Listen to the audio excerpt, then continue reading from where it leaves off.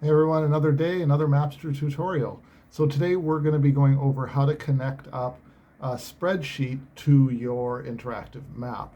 So what I mean here is very often you might have a list of locations or whatever in a spreadsheet and you want to just put those directly onto the map and you want it to update every time you update the spreadsheet.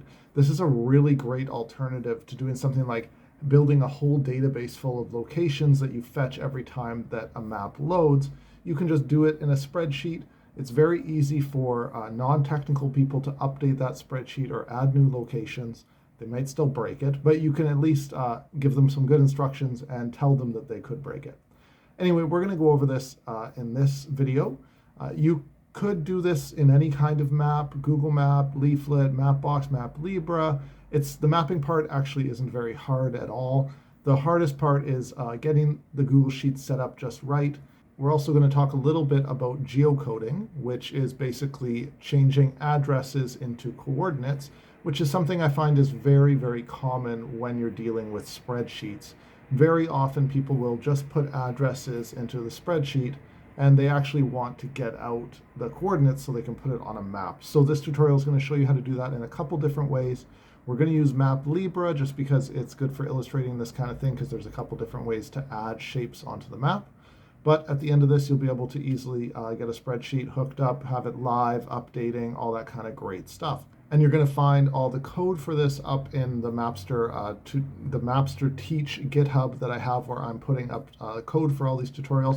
And we'll go over it in a few steps to make it easy, so feel free to jump in wherever you want, steal the code, whatever you got to do. So let's get started.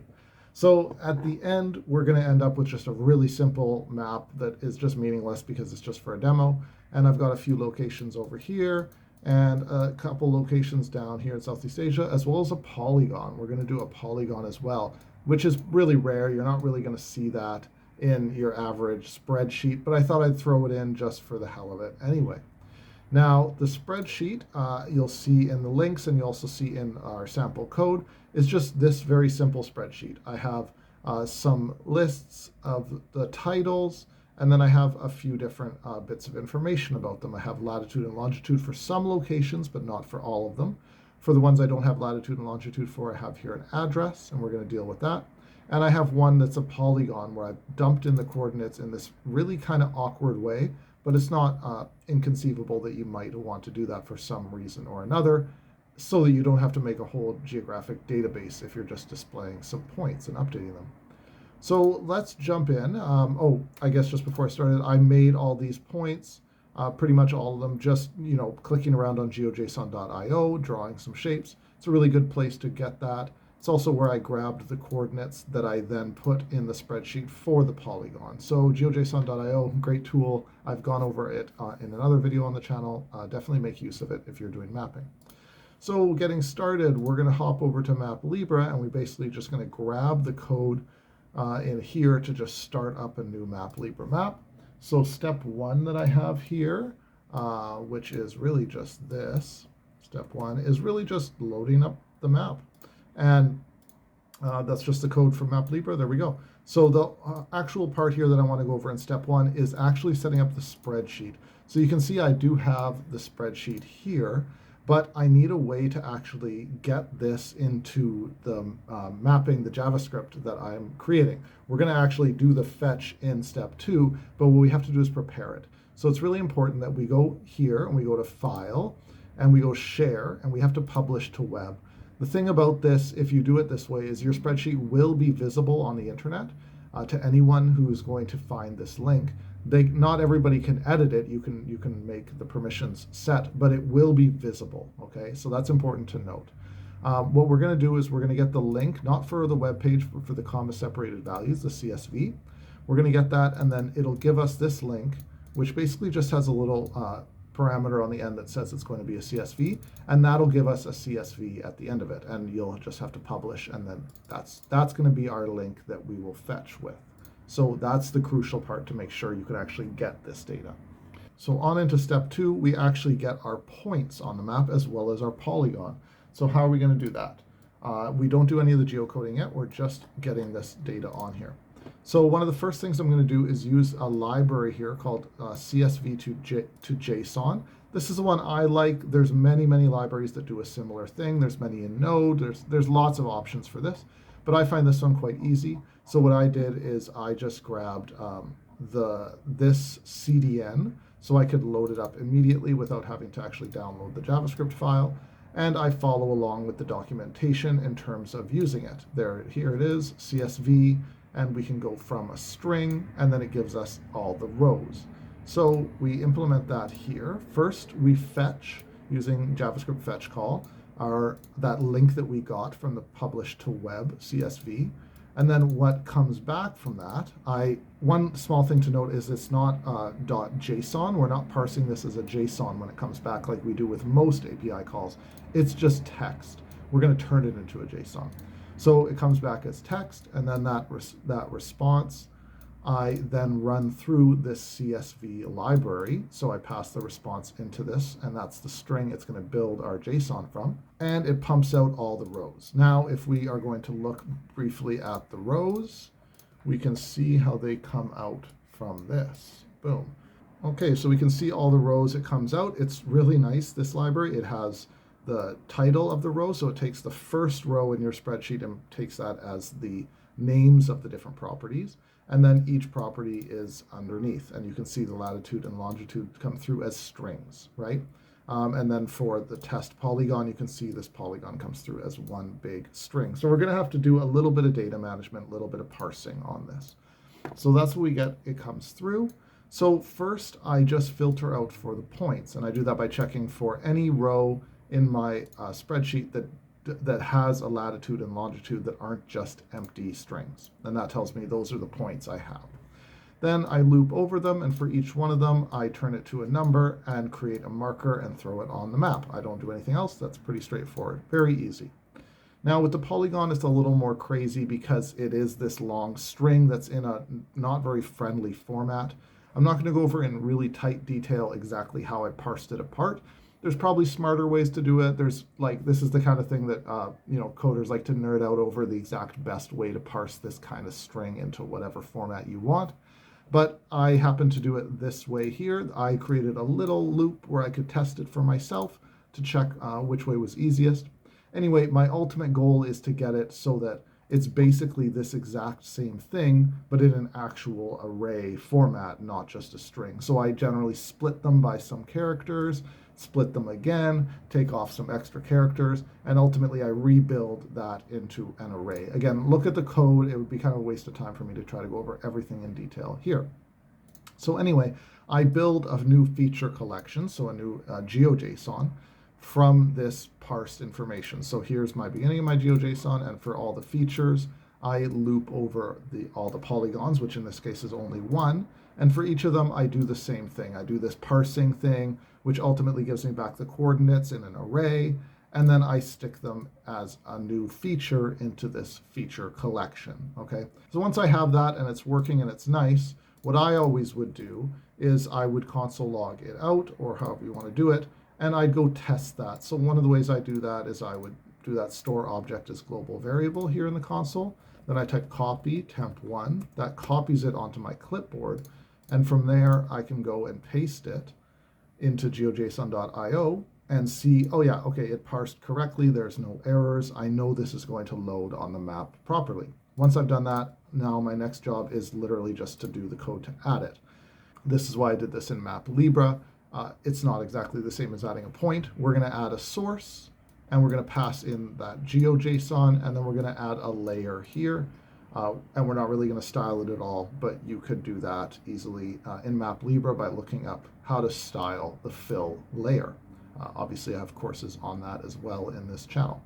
So that all gets us to the end of step 2, which is basically loading some points. Again, the points that had latitude and longitude, and this polygon underneath.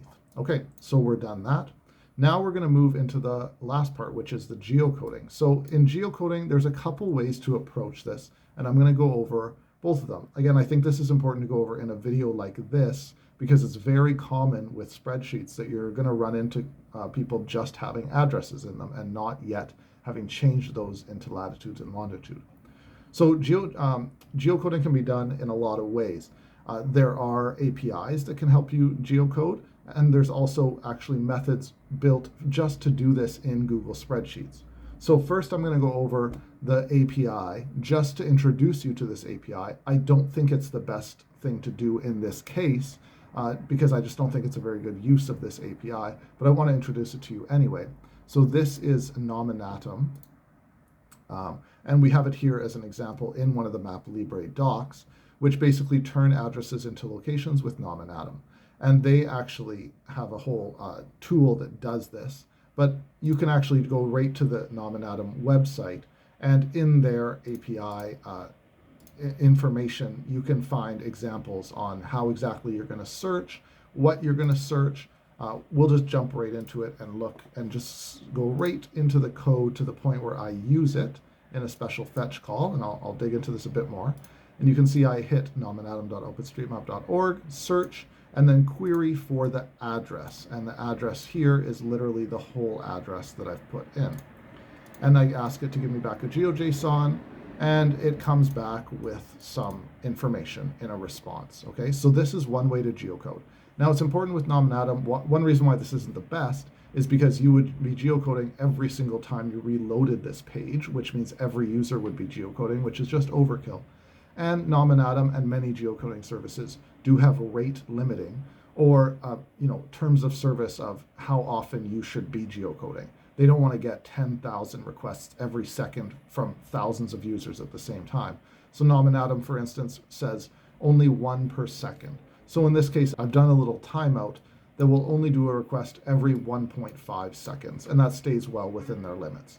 Again, this isn't the right solution for this map, but I want to introduce you to Nominatim anyway, just in case it is handy for another circumstance where you're not necessarily dealing directly with a spreadsheet. Okay, so the better way, I think, in this case, is to use an extension or another method with your Google Sheet to geocode these points. Now, I quite like this Geocoding by SmartMonkey. There's lots of ways to do this. If you look it up, you'll find many, many methods. I found this to be easiest. I installed this, and I had to give it a couple permissions with my sheets.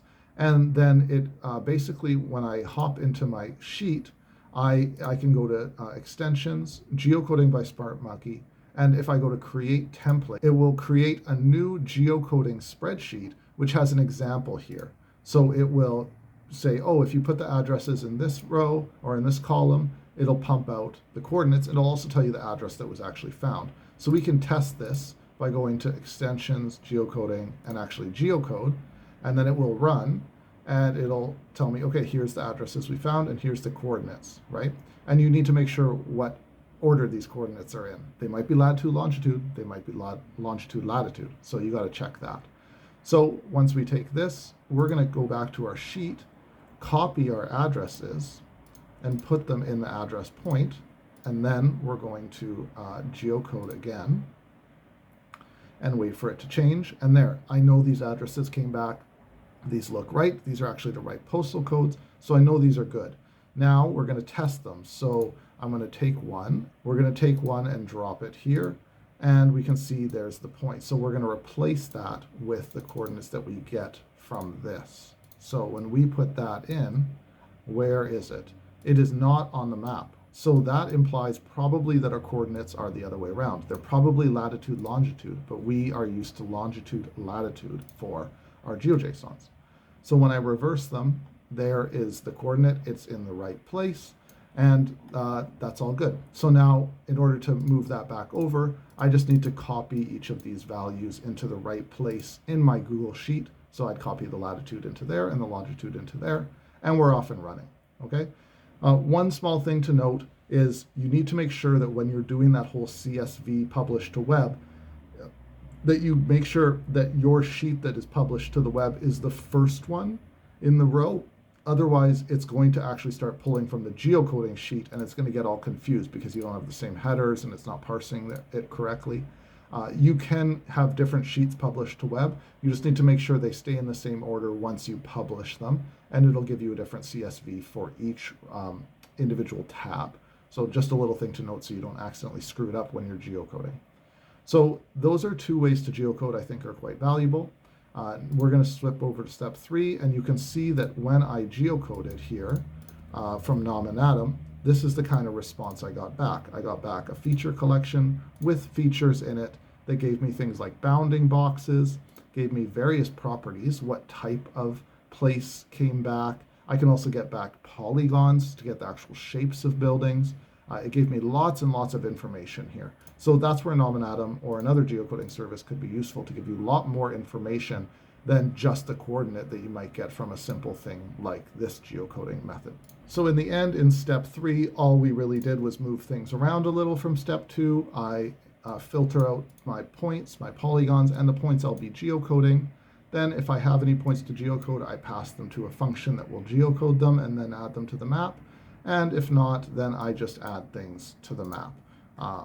I do a little bit of sorting things out to get the right coordinates, to put them in a similar format so everything gets added easily. But this is all pretty easy to read through if you want to go look at the example.